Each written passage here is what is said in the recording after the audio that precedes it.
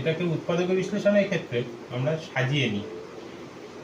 X square plus 6xy plus 9y square minus Z square. তাহলে x এর whole square plus 2 into x into 6y মানে 2 নিয়ে নিয়েছি, তাহলে 3 3 দুগুণে 6, 3 ইন্টু ওয়াই পড়ে থাকছে, প্লাস 9y স্কোয়ার মানে 3y এর whole square minus Z square.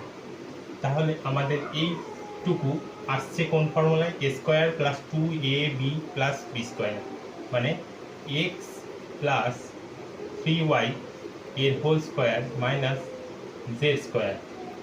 এবার দেখা যাচ্ছে এ স্কোয়ার মাইনাস বি স্কোয়ারের ফর্মুলা আসছে। আমরা জানি এ স্কোয়ার মাইনাস বি স্কোয়ারের ফর্মুলাটা কি? এ প্লাস বি ইন্টু এ মাইনাস বি। তাহলে এটাকে সেইভাবেই আমরা ভেঙে দেব। এক্স প্লাস 3y মানে এ প্লাস বি মানে জেড এখানে, তাহলে এ প্লাস বি হলো, আবার এক্স প্লাস 3y মানে এ মাইনাস বি মানে জেড।